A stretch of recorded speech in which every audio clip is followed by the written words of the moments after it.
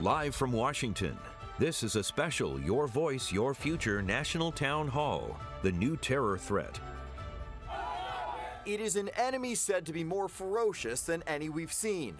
ISIL, the Islamic State in Iraq and the Levant, by some estimates 30,000 strong and spreading, with a hallmark of mass killings. We want to see him home safe and sound. And execution of kidnapped Americans.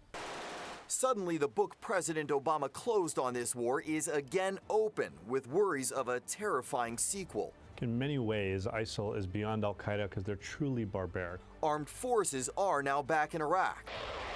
Airstrikes underway, but is it enough? This is not going to be an announcement about U.S. ground troops. Pinprick bombing is not working. You need some more boots on the ground. And there is also a war of words. Some members of Congress arguing only they have the power, not the president, to make those decisions. You got to have Congress for this mission. While the president clearly does not want to get America involved in another war, we clearly are. Now worries that by defeating some enemies, the U.S. only creates others. This is a war for the soul of Islam. Disenchanted Americans taking up arms against their own. Some call these people lone wolves. I think of them as lone rats. From an ISIL leader with a North American accent. Behind them you can see the officer's residence filled with bullet holes. To a Chicago area teen accused of trying to join the jihad. For many people in the West who have problems with identity or belonging, this is an answer. And the FBI struggling to keep tabs on anyone intent on making American soil the next target. Joining us for tonight's town hall, Lieutenant Colonel Tony Schaefer, a CIA-trained senior operations officer, Zainab Chaudhry, Maryland Outreach Manager for the Council on American Islamic Relations, Michael Steele, political analyst and former Republican Party chairman, Colonel Douglas McGregor, decorated combat veteran of Desert Storm, Fahim Yunus, president of the Ahmadiyya Muslim Men's Association, Washington, D.C.'s Congresswoman Eleanor Holmes Norton, and Omri Sirin, senior advisor for strategy at the Israel Project. Now, here are ABC7's Leon Harris and Allison Starling.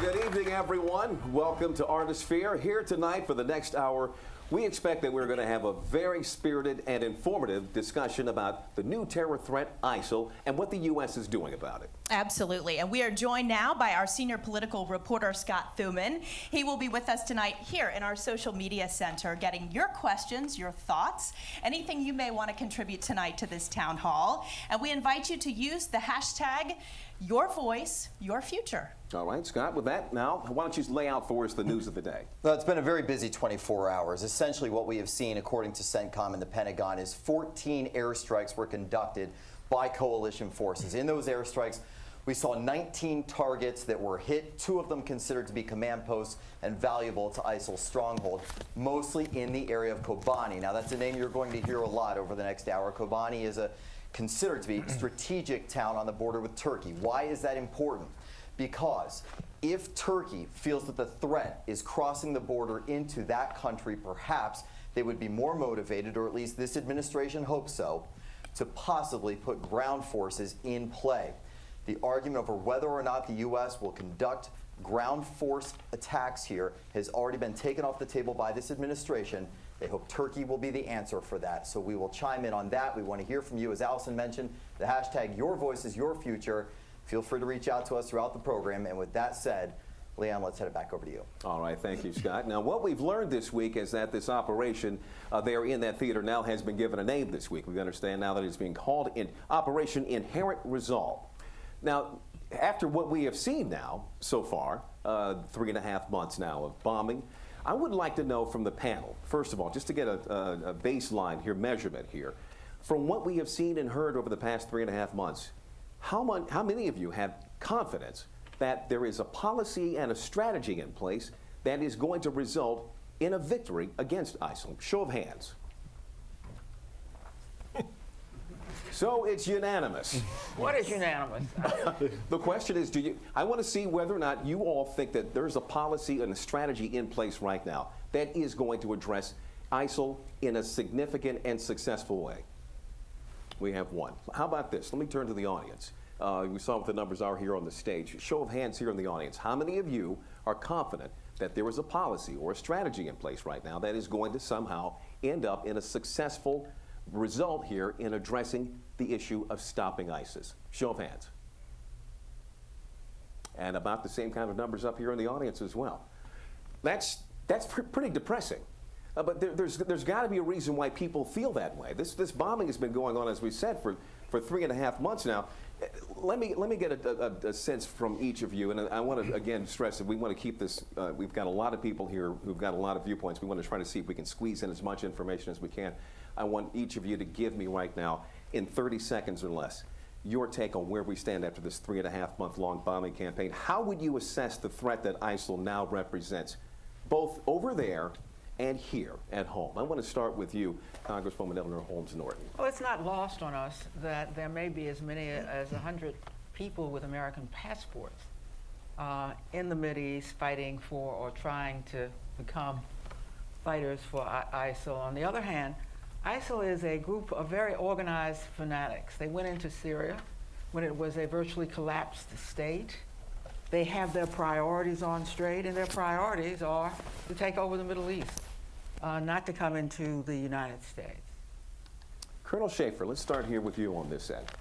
Well, the operation ought to be called Incoherent Resolve, not any sort of actual operation. Any operation you actually have has to have a backbone which actually sets out specific strategic objectives you want to achieve. We have none at this point in time. Is ISIS a real threat? Absolutely. There's no doubt about that. And I would argue we do have to be worried here because the next step that they're now threatening is suicide bombings here. So if we don't take care of it there, we have to actually start thinking about what we're going to do here to defend our own equities. And let me be clear on this. The whole air campaign right now is a joke. 14 sorties over 24 hours should be 14 sorties every 15 minutes if we're going to win this. We are not committed to winning this in any sort of fashion that I'm aware of militarily. With that said, we also have ISIS being an effective media organization. They've actually gone where al-Qaeda wanted to go and it could never make it. Anwar al-Awlaki set the stage for this. They've mastered it. Everything they do has some level of theater to it. So we really do have to take them seriously. And the other thing that we should mention here is that the Ba'ath Party, Saddam Hussein's old Ba'ath Party, is helping them. They have elements of that, which makes them militarily effective as well as someone I think that can actually run a country if they put their mind to it. So we have to take it seriously. We haven't yet to date. Colonel McGregor, would you care to add your thoughts to that? ISIL presents no significant threat to the United States that secure borders and effective internal policing cannot defeat. So it's no threat to us. ISIL is really the vanguard of a Sunni Islamist assault to eject Iranian power and influence from the Middle East, particularly Iran's allies in Damascus and Baghdad. That's their principal focus. And to some extent, they threaten some of the Sunni kingdoms, emirates in the Arabian Peninsula, where the rulers do not rule strongly or effectively, and corruption is a problem. But their principal enemy is Shia Islam. Zainab, how about your thoughts? I think that we definitely cannot discount the threat that ISIS poses. I think the fact that they have been successful in recruiting individuals to their ranks from both the United States and from European countries, I think it's important that we take this threat seriously. The fact that they are expanding, they're gaining ground in Iraq, that they've approached Baghdad, they've approached the border with Turkey. I think it's important for us to realize that they do pose a credible threat. And the result of this is that we have to make sure that whatever strategy we employ in eradicating ISIS takes into account the fact that we have to be able to combat the very sophisticated propaganda that they've been able to use to recruit individuals to join their ranks. And see, that's a recurring thing, this recruitment and what they're doing online to do that. Chairman Steele. Yeah, I think they are a clear and at present danger. There's no doubt about that. The beheadings, not just of American and British citizens, French citizens, but also of other Muslims and others that they happen to capture. That tells me that, as a baseline, there's a problem here. That they have a level of fearlessness that we should be concerned about. That their philosophy, whether it's religious-based or just some other way-based, just the way they think about the world, is a devaluing of life, a centralized purpose and goal that is using effectively military sources, that is using propaganda very well. That to me says that this is a different kind of enemy. This is not Al-Qaeda. This is not Saddam Hussein. This isn't even Osama bin Laden. This is a very different political / military and terrorist threat that we have not witnessed before, which means that on our end, we have to be up to the task. We have to look at both our interests there and here at the homeland. We have to be prepared to secure our interests there and here. And that, in my estimation, involves something that both the Bush administration as well as the Obama administration has been woeful at, and that is building the intelligence, the human intelligence on the ground to understand this enemy in whatever form it happens to manifest itself. And it starts with understanding the people and where what's really motivating. Yeah, we'll get into that, I'm hoping to, coming down the road. Fahim? First thing, I think it's important to know what is ISIS. To me, the collateral damage of 2003 is the ISIS of 2013. That is the first step. We need to remember that as heinous, as barbaric they are, we need to remember that it is the collateral damage, the innocent civilians lost in a useless war that created this monster in part. Why is that relevant? Because today, again, we are talking of military action. ISIS in itself is 30,000 people. They can't even fill a stadium. We can get rid of them like this.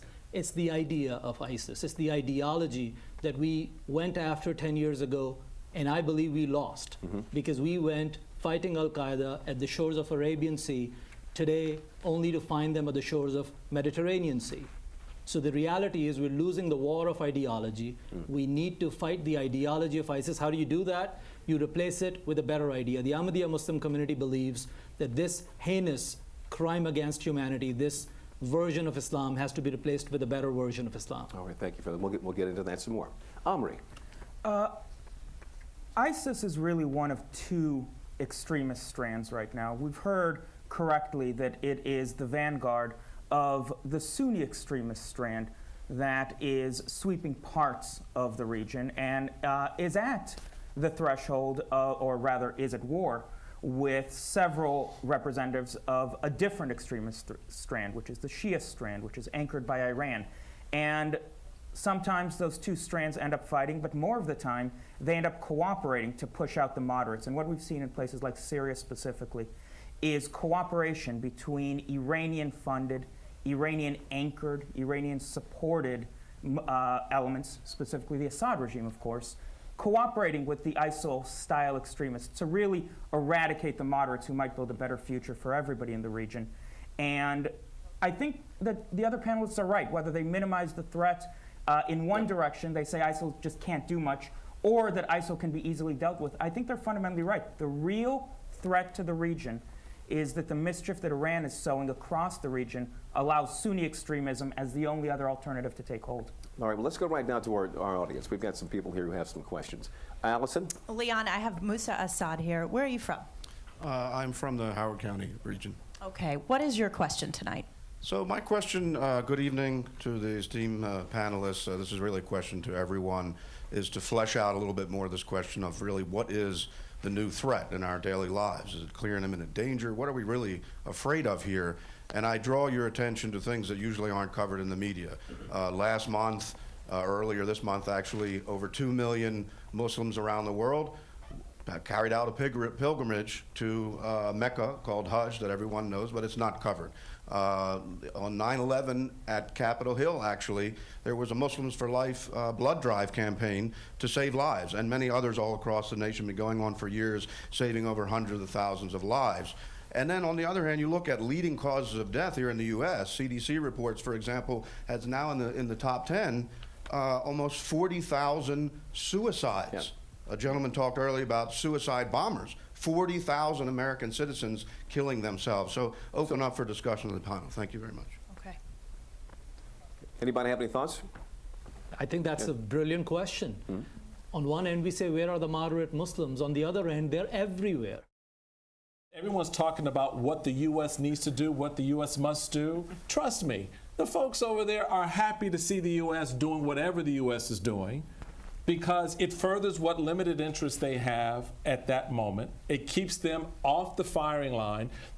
Certain nations do not want to be seen engaging militarily against another Muslim nation. There are all these other aspects of this that we have allowed ourselves to get caught up into.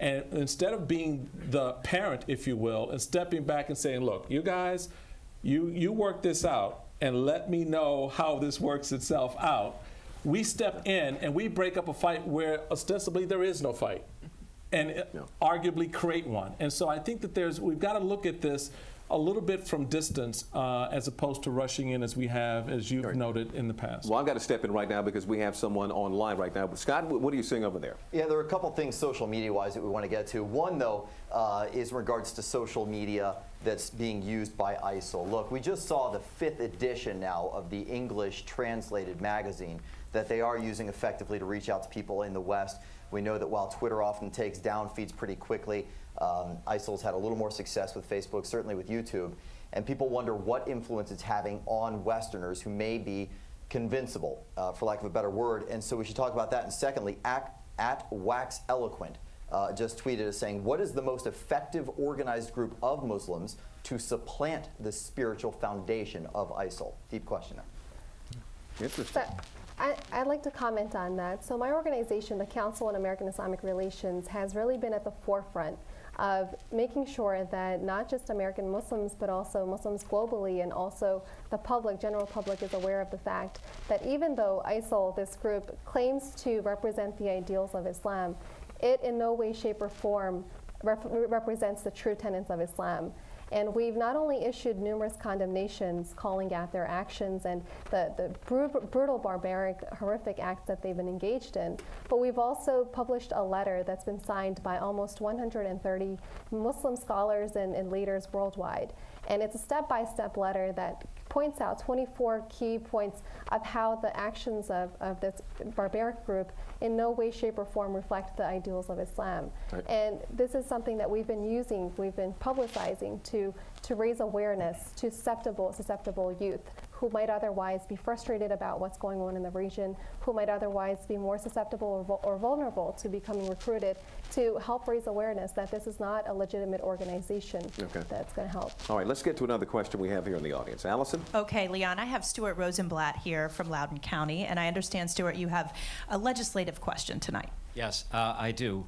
My question pertains to a bill that's in the U.S. Congress gathering a lot of support. It's for the whole panel, especially Mr. Schaefer, Mr. Steele, and the Congresswoman. It's HRES 428, introduced by Walter Jones. Steve Lynch now has Lacey Clay, Steve Stockman, Ted Yoho, and Charlie Rangel, and a completely wild variety to declassify the original chapter of the 9/11 report that purports to show that Saudi Arabia was directly responsible for orchestrating and funding the attacks on the Pentagon, the Twin Towers, etc.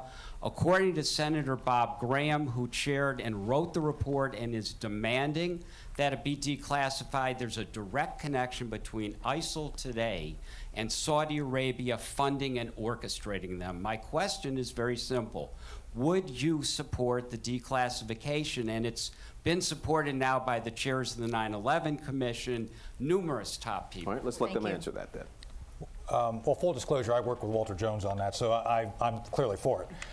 And I agree with your assessment regarding the Saudis. The Saudis have been behind the scenes on doing a lot of things, and this may get me in trouble, maybe not. Joe Biden was completely correct when he talked about certain allies funding both sides of this. And the Saudis have been one of those groups, not necessarily the government, but members of the royal family have chipped in and actually done this. So a lot of the things we actually fight militarily have been funded by the very allies we're trying to support. So this is something I agree with Walter on. He's a dear friend, that we need to get clarification on exactly who we're dealing with, how we're dealing with them. So, Michael? No, I'd absolutely agree. I think a lot of the confusion, frustration, and anger that we've seen among the American people and even among some of our allies from time to time emanates from the fact that what we don't know. and that we do tend to hide behind, non-disclosure, secret information, and all this. At this point in time, to put it in context and perspective, I think it would be an important move to help bring closure to some extent on 9/11, but then to help us better understand what we're dealing with right now, because we don't. Yeah, I couldn't agree more with both of my colleagues here. But I can't even imagine why, 12, 13 years after 9/11, why this would still be classified in the first place. Secondly, I'm all for exposing the Saudis. I think this double, triple role that they play, yes, they're an ally of the United States, but everybody needs to know who they really are. If they did know who they really are, that could bring some pressure on them, especially as they now, of course, are allegedly funding ISIS and everybody else that's bad. With that, let me read something to you real quickly, if I can. This is something that Marine Lieutenant General Traynor wrote. The Saudis despise the Iranians, but will cut deals with them if doing so is in their interest. Iran will play any card necessary to achieve regional hegemony. Turkey is coy about its own quest for preeminence. The Gulf states talk out of both sides of their mouths. Syrian dictator Bashar Assad uses the Islamic State to create problems for other rebels. Iraq plays at democracy as long as it can subjugate the Sunnis. Shiites and Sunnis fight each other while carrying on intramural warfare with their kinsmen. The double dealing is almost endless. It doesn't make sense to us, but it does to the players.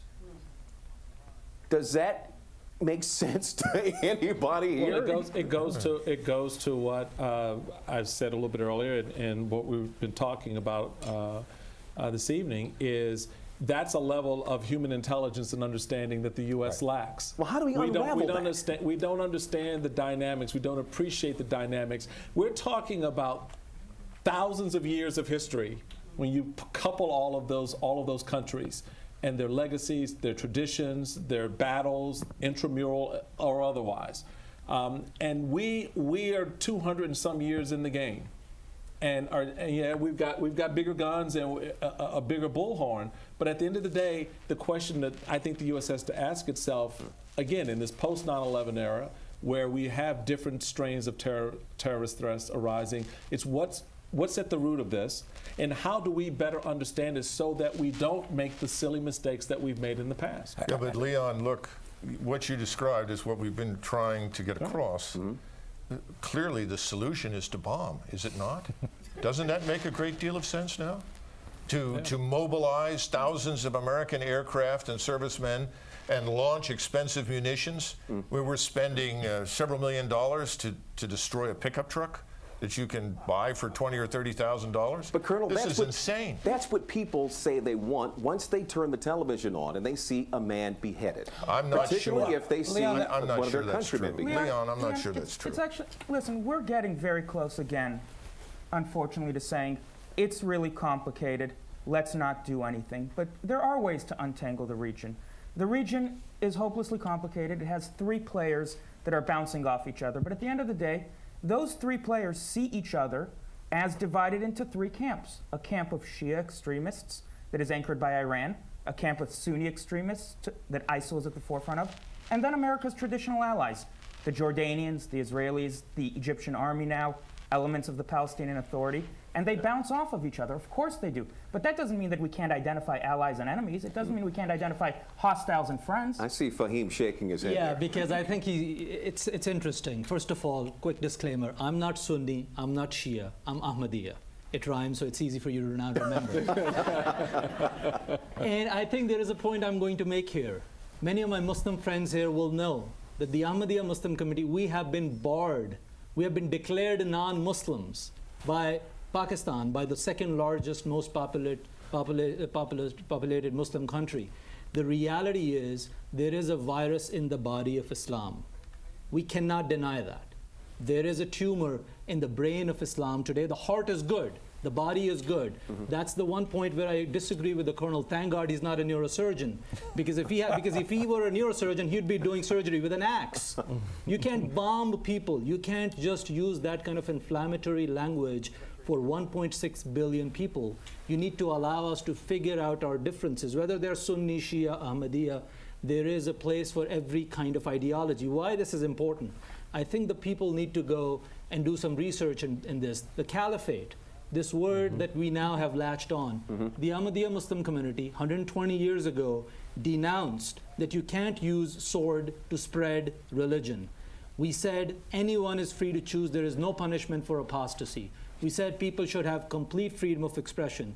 We said that wherever you live, you need to be loyal to that country. And how have we captured that message for 125 years? Because we do have a spiritual caliphate. That is what the world needs today. Yes, far-fetched, some people will shake their head. I will say, bring me a better solution and we'll talk about it. But I'm not giving you an idea. I'm putting a product on the table.